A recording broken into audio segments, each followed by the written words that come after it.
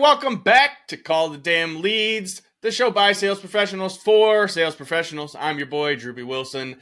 With more than 2 decades in the sales industry, I've seen it, heard about it, lived through a bunch of it, and now I'm here to bring it to you, my favorite people in the world, the sales community.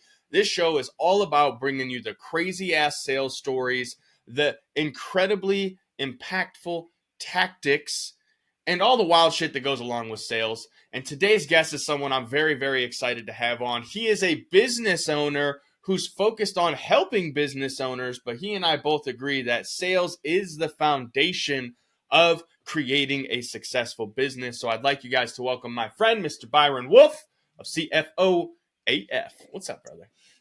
Hey, bro. Thanks for having me on, man. That's a good intro. Yeah, we 100% know it is fucking all about sales, right? Like, oh, can I drop F-bombs? I didn't even. No. This is a show for sales professionals, yeah. Man. So I have there's going to be some stories on here. I've already had a couple of guests that brought some wild shit, so I'm excited for what you got today. I love it. Well, we know like sales is everything, right? Am I a traditional salesperson? No, like that's not the main thing. You know, we own multiple businesses. We do fractional CFO. We do tax strategy. I'm a CPA by like license, whatever you want to call it. Not a traditional salesperson, but like probably one of the best rules of business that I learned very early is that it's all about sales. Like you're constantly selling. You're always selling, right? And everything is a sale. Like if you're recruiting like team members, it's a sale. You got to sell yourself and your current team, your business, your core values. Like you're selling that stuff to the person that's going to work for you. And if you go into it like, well, I'm paying them money, so they should be happy. Like, no, that ain't going to cut it, especially in today's workforce, right? You want to take on investors. You're selling the business to them. You want to get a loan at the bank. You're selling the bank on, hey, man, this is a great business, and y'all need to give me money at a low-ass interest rate so I can grow this thing, and y'all make a bunch of money. It's all sales, right? It's all sales. So, no, yeah, I love it. Let's go. No, and I appreciate that because you're right. It's something that I really wanted to bring on, and I'm glad that you touch on with this show is because sales is sales, but sales applies in every aspect. As you said, you're selling the investors on why they should give you their money. You're selling the bank on why they should trust you with their money. You're selling your spouse on why they should trust you to go out and start this crazy new fucking venture that you're getting into or take on this new commission-only role where it's like, honey, you've been making $100,000 a year. What do you mean you're going to walk away to commission only? That's crazy. Well, yeah, babe, I could make $1 million, and who fucking cares about those benefits? We can buy our own benefits out of that $1 million we make. But this is the journey, and this is how that conversation really shifts. And so, Byron, what I'd love to know from you, I mean, being a business owner who's also understanding of sales, give me a wild-ass story where you worked with someone or you were in this situation of like, bro, this is the craziest shit I've ever seen happen. So I got a good one for you. So I'm currently involved in this company, but I'm going to give you the kind of the origin story how we got here. So a really good friend of mine reached out to me, said, hey, man, got this company. There's 2 owners. One of the owners just got like hemmed up. He's going to be in jail for a long ass time. The other owner is like kind of like, what do I do? Like, what's next step? Like, where do we go? And so I told him, hey, man, let me introduce you to my guy, Byron. Like, you know, he's done this. He's built some companies, sold some companies, knows his shit, especially from a financial side. And he knows the people to like pretty much answer any question you got. So I'm like, yeah, man, 100%. Let's go. So I fly into the town that this little business is in. And so we go, we meet the owner, the out of prison owner, right? We go meet him for lunch, and I was on deck. There's a lawsuit that I did some valuation stuff. So I knew there was going to come a point sometime in that day. They needed me to hop on a quick call, little Zoom, did my little spiel. Hey, this is this, this is this. And I'd be done with it for the day. So we go in, we sit down for lunch. I'm like, hey, I might get this call randomly. I've got to step out. Let's talk about your business. So what's your sales? What's this? So we're talking about it, and I'm going fast because I'm trying to get it all in before I get this call to step out for this Zoom. And so I'm like, hey, this is what you need. This is your sales out. And I'm like, look, what you need is you need a team. You don't need a person. You need a team. I was like, this is what you need to do. I'm not telling you, that this is what you need to give me or anything like that. This is what you need to do. If you want to be fucking serious about this, you need to do. I said, you need to give away 40% of your company. And that 40% needs to be split between 4 people that are going to be able to rock all the aspects of the business so that you can start the process of exiting without exiting. Like a lot of stuff that you know, but you don't know everything. And so if you give away 40% of this company to the right people, you're going to be in much better shape, much faster. And he's like, well, how does that work? So we start talking a little bit about it. I'm like, look, you need this, this, and this, kind of play it out. And I get the call. And I'm like, hey, man, I'm sorry. I'm going to step out real quick. I'll be right back. We'll talk about it. Didn't ask, and in sales, right? Worst thing you can do is like be the fucking, can I please have the sale? No sale. Hey, man, that's what you need to do. This is how it's going to fix all your problems, right? Get the call. Hey, man, got to step out real quick. Be right back. So I go out, get in the car, pop up the laptop, connect in, do my Zoom. It's like 40 minutes. Get done with that, do the Testify, walk back into the restaurant, walking towards the table. And my guy that connected me, I go to sit down and I'm like, all right, well, what question? He reaches over, kind of gives me the tap, and he's like, he's in. And I went, do what? Give me a tap. He's in. I'm like, all right, well, you have any questions? I'm thinking like, what do you mean he's in? Right. I'm like, well, what's it? And he's like, no, man, like I'm sold. Let's go. So literally this is probably 20 million company at this point, like 18, 20 million. Literally this guy's like, yeah, this little conversation, this probably 30 minutes at the restaurant where I'm like, you need this, this, this, and this. This is how you need to do it. This is how you're going to exit. This is how you're going to fix all your problems. I leave. My buddy that connected me with the guy's like, yeah, man, yeah, he's in. Like, let's go. So I'm like, all right, let's fucking go. So like we pay the check, we get up. Hey, man, let's go run by the facility. Let's go check it out, right? And so we're walking out, and my guy, and his name's Jake. So I'm like, Jake, bro, what? And he's like, no. He said, man, like 2 minutes after you walked out, he's like, I want to work with that guy. How do we work with that guy? And he's like, he just told you he needs 40% of the company because he's going to give 30% of it away to the other 3 people you need. He's going to hold 10, and it's going to solve all your problems. And the guy was like, is that a good thing? And he's like, bro, you got to make the call. Your company, you got to make the call. And he's like, all right, yeah, I'm in. Let's go. So literally gave away 40% of this company on like a 30-minute, like lunch date, right? Shit, I've never closed so fast in my life, and I wasn't even there for the close. Bro, I mean, and it was the perfect situation for him. Like we fixed all these other issues that he has. Everything's lined up. Dude, he's way less stressed. Like, we're taking care of the legal stuff, the operations, the financial, like changed everything. He's already pretty much about doubled in size since then. So his 60% that he used to own 100%, his 60% is probably worth 120 now, right? Because he's at least doubled, if not more. So yeah, great decision for him. But like, dude, how scary is that? Like, okay, I've got this massive company, and this guy's going to tell me to give away 40% of it. Like, how does that happen? So anyways, just wow, it worked out, it always does, right? Like, because and to me, I was like, well, shit, man, now I'm super incentivized, right? Like, this is going to make a great story. So the end of this story can't be, and then we just ran it into the fucking ground, it has to be a success story. So I went for chicken and waffles, got 40% of the business, and we fucked it all up. I don't know. I didn't even have to work for it. I blew it up. Yeah. That's not an uncommon story, though, Byron. You and I both know that shit happens where someone sits down at the table, has some slick talk, and is like, cool, give me half of your business. I'm going to make you rich. And then they just fucking destroy that, which is why guys like you exist. Oh, yeah. Right? It's why you are out there in the market doing what you do, taking care of people. Because while this is a fantastic, fun, and lighthearted story, there are a lot of these that don't go that way and aren't this like fun and care-hearted. Oh, no, absolutely not. And I've seen it. Well, you've seen it too.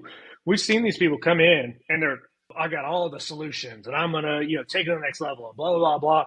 And they get it, and man, and they just fucking just start draining it. There's management fees and all this other stuff that comes into play. And it just gets, just pilfered. Like, they just take it all. So, yeah, if anybody's listening, they're like, yeah, that's how I'm going to solve my problems. Like, I will say this. If you're one of those people that is considering giving equity away, make sure your contracts are rock solid. Definitely get a legal team in place to make sure your stuff is solid. It's good to go. I'm big on that. A lot of equity in a lot of different companies. And like, we make sure our agreements are rock solid. And so even our operating agreement, it outlines it. Hey, you're in this, your equity. This is what you got to do. You're going to start getting diluted, and eventually you're out. It's perform or you're out. Like, that's the reality. So highly suggest, if you're considering taking on an equity partner, make sure that stuff is in place. We've got tons of them.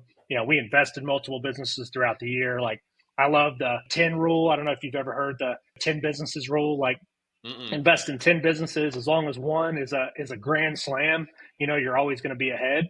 And so we live by that. If I'm going to invest in 10, I can get one grand slam, two of them or two or three are base hits, and the rest of them just crash and burn. I'm going to be way ahead because that one grand slam takes care of all the other nine. And hopefully we get a few base hits. Like we got a few base hits this year, which is great. But shoot, man, we had to shut some down. Like post COVID, right? It's not as easy as it was. Like as crazy as it sounds, like COVID was a great little like, hey, like sink or swim scenario.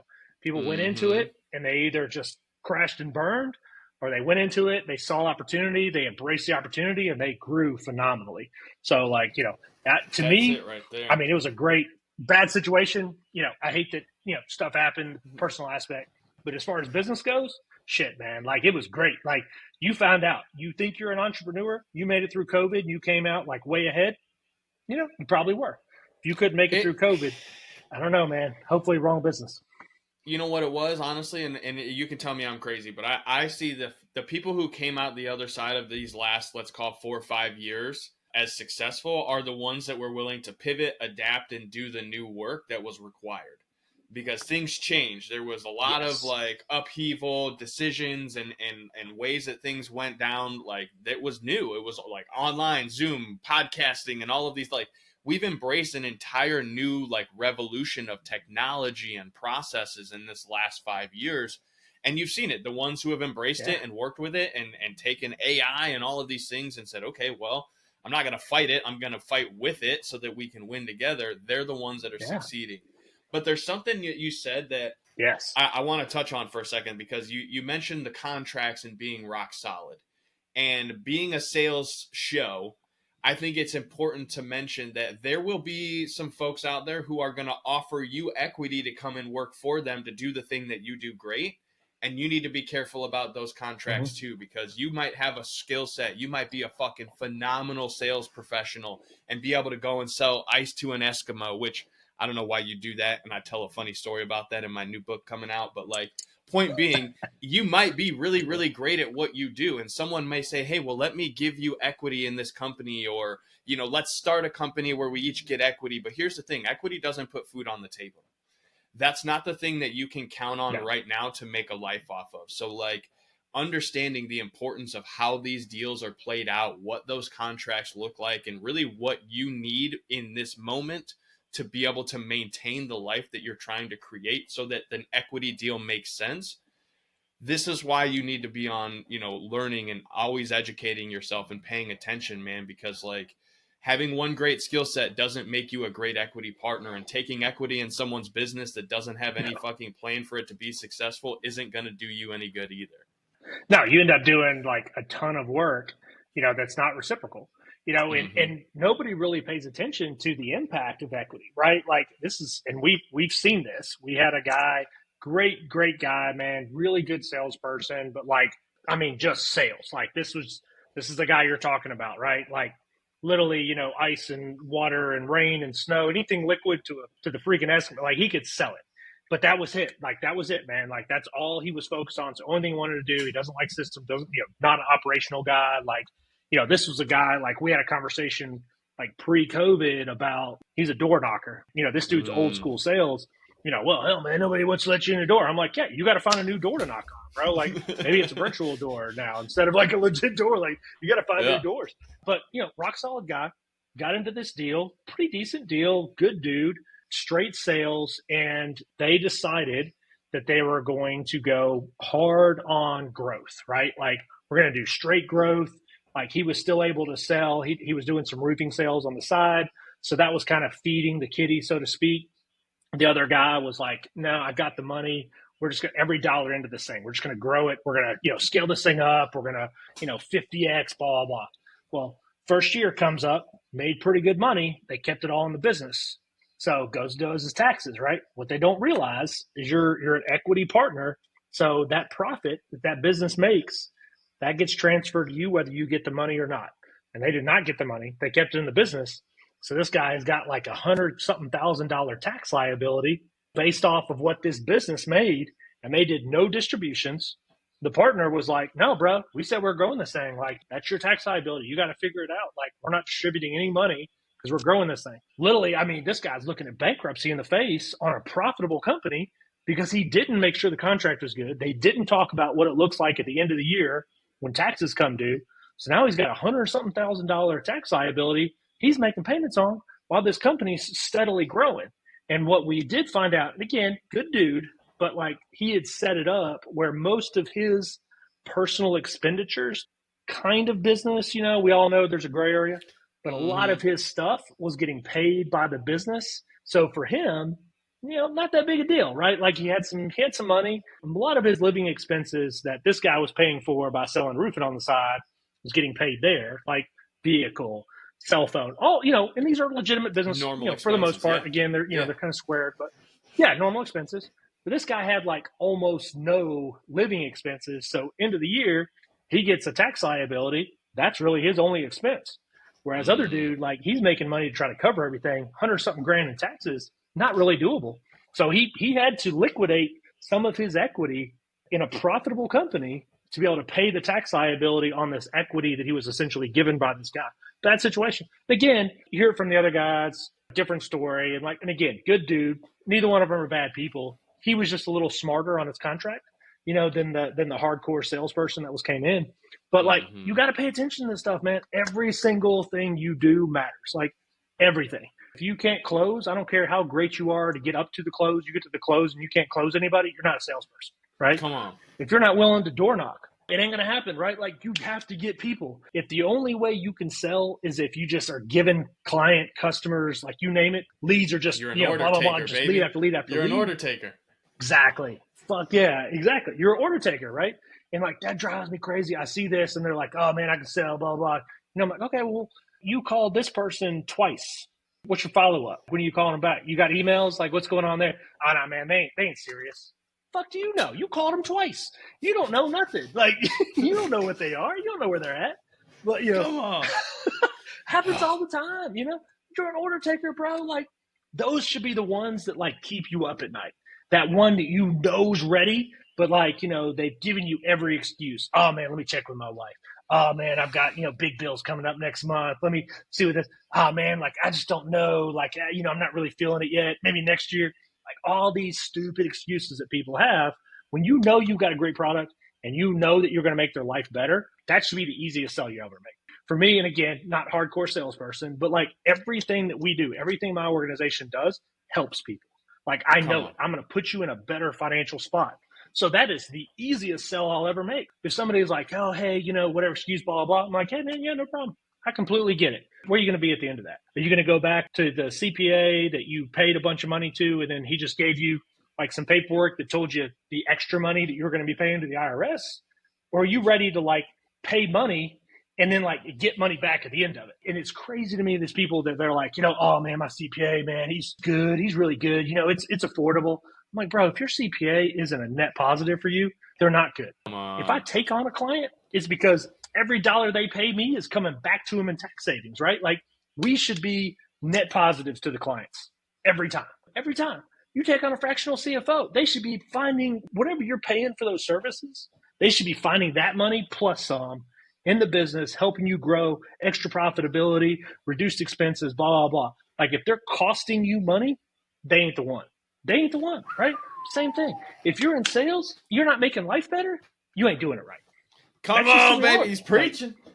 You're preaching, Byron. Yeah. You're preaching, baby. I love it. I love it. I love it. And you know what, though? It's true. And that's why when we were able to make this show happen, I was so excited because here's what I know about sales and sales professionals. We come into it, and the majority of us, we don't know fuck all about anything. And we start making a little bit of money because we know how to hustle. And then we realize like, oh, well, all my hustler friends tell me I need to do this and I got to do this. So like we got 96 different people telling us how to avoid paying the system or doing things the right way instead of one person that's like, hey, man, here's the secret. All that work they're trying to do to fucking avoid paying the money, you don't actually have to pay any of that if you just do it this way. They're trying so hard to do a thing they don't want to do when they don't have to do it to begin with. It's the wildest shit. And when you start making money in sales and having success, the thing that you truly, truly want to focus on is there are a million ways to make $1,000,000.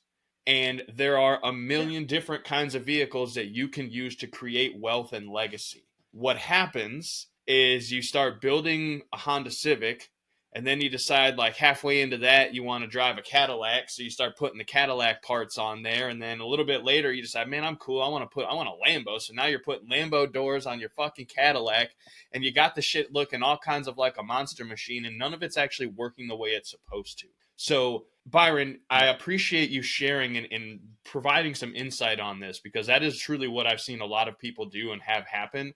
They get successful in sales and they fuck up their money because they don't talk to someone smart, or they get successful in sales and they start a business and they think that all they have to do is make more money and then everything just happens after that. And that's not the case either, unfortunately. With that being said, man, we know that sales is an important part of business. And if you could say to any new, sales professional or small business owner that's kind of getting their start and give them one piece of advice coming out of this episode, what would it be?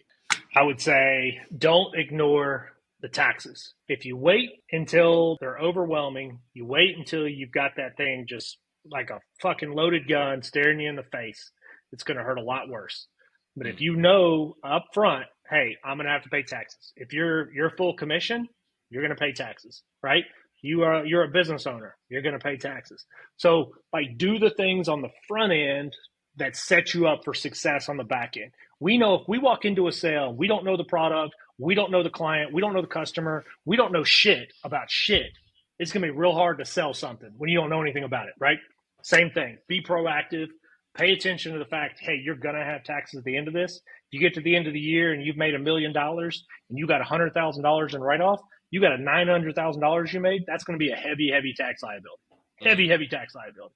So like, let's be proactive. Let's start. If you're a good salesman, you know you're going to make money. That's inevitable. You're going to know the product. You're going to know how to sell it. You're going to fucking crush it, right? And that's a mentality every salesperson should have. You never go into a sales position or anything like that thinking, yeah, I might do okay. Like you got to go into it knowing you're going to crush it. So you know you're going to crush it. So like, let's start setting that up on the front end. Set up your LLC correctly. Make sure your agreements are rock solid. Have a tax plan in place before that. Like have that stuff lined out. So at the end of the year, you're ready to rumble. Every one of our tax strategy clients, like we've already had this conversation. They're not worried about December 31st, January 1st. We've already done everything we need to get in that. Literally had a call right before you and I hopped on. We looked at the thing. We've done all the stuff. He's like, hey, man, got the stuff. Like, so we're about 80K, right? I need to spend 80K before the end of the year. I'm like, yeah, you're either going to pay tax on it or you need to fucking spend 80K. So we need to invest it in something. We can do it for write-off. Or if you got a vehicle, we can do the 179. We got that left over. Here's your options for this 80K. The worst one is fucking ignoring it until January 1 and giving it to the tax man. Here's the good ones, right? So just all you got to do is be proactive. If you are prepared for a sale, some shit about the client, right? You know their kids' names, like their dogs' names, something about that client if you're going to go into it. The product, it's good for the customer. That customer is going to be better off after they buy from you. That because you proactively did the research going into that. Fucking treat everything the same way, right? Tax is the same thing. Business is the same thing. Like be proactive. Set yourself up from the beginning for the success that you are going to have in whatever you pursue. Because if you're a badass salesperson, you're going to have success, period. And there ain't nobody on this ain't a badass salesperson. Yeah, that's what I'm fucking talking about, Byron, man. That's why I love you, bro. So, hey, if someone's trying to learn more about what you do and like how to make sure they don't fuck up all this money they're about to make, how can they come and find you and learn about what you guys do? Because I know you'll point them in the right direction one way or the other. Oh, 100%. So, we'll do a free analysis. We're going to look at what you got, right? We're going to say, hey, this is where you're at. This is what you need to do. If I can't justify the fee, right, and we start at around 10 grand, if I can't guarantee that my 10 grand is going to give you 30 grand or more back, I don't want you as a client. Because every one of my clients needs to be a raving fan. If you've never read the book and you're in sales, go fucking read the book right now. But like raving fan, that's the only client that I want, right? So if I can't crush it with the money that you're going to pay me and give you a 3X or better return, I don't want you as a client. I'm going to give you the things that you need to do. I'm going to say, hey, do this, and this. Holler at me next year when I can justify the money that you're getting ready to pay me. But right now, I can't make you a raving fan. But this is what you need to do to step up your game so that you can be that in the future. Like that's what I want to do. So have them hit me up. CFO AF. It's very easy to find. CFOAF.com's on the website. CFO AF on social medias, Instagram, Facebook, you name it. We're out there. We're the only CFO AF out there. So hit me up. Send me a DM on Facebook. Probably the fastest way to get in touch with me. Or hit me up on the website. There's a thing you can set up an appointment. We don't want your money until we know we can make you a raving fan. So don't be worried about that. Send us your shit. Let us look at it. We'll tell you what you need to do. If I can really crush it and I can turn you into a raving fan, you're going to pay a little bit of money for that, but you're going to be getting a hell of a lot more money back in those tax savings and like the future that's going to come from the money that you're going to invest. I love that, man. I always call it buying money at a discount. It's like, hey, man, you're going to pay me X, and in return, you're going to get this, which is an exponential higher number. Yes. If you're in with that, cool. If not, I'm okay with that too. I don't want to work together because that's not what we're here to do. If we can't create exponential return, it doesn't make sense. And Byron, I've seen it. I know that you're one of those guys that truly does care, and I appreciate the fact that you go above and beyond to do that for myself, the community, everybody that we know, man. So thank you so much for taking the time out of your day to be here, to share some stories, to share so much wisdom.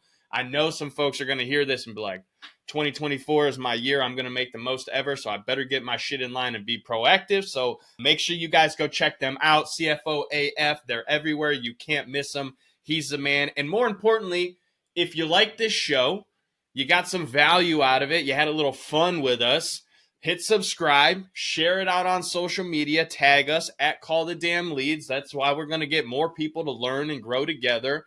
And also, if you've got a wild-ass sales story, you've got some shit that you think the world needs to hear, whether you use the actual names or not, that's okay. We can protect them for their, anonymity, but we want to share your story. Head over to callthedamnleads.com/podcast. Send me your information. Let's get connected. Let's bring you on the show because that's the thing, man. I love the sales community. I know everyone that's in sales likes helping, is really, truly here to serve, just like my man, Byron. And I would love to share your story. So callthedamnleads.com/podcast. We'll see you guys on the next one. Thanks, Byron.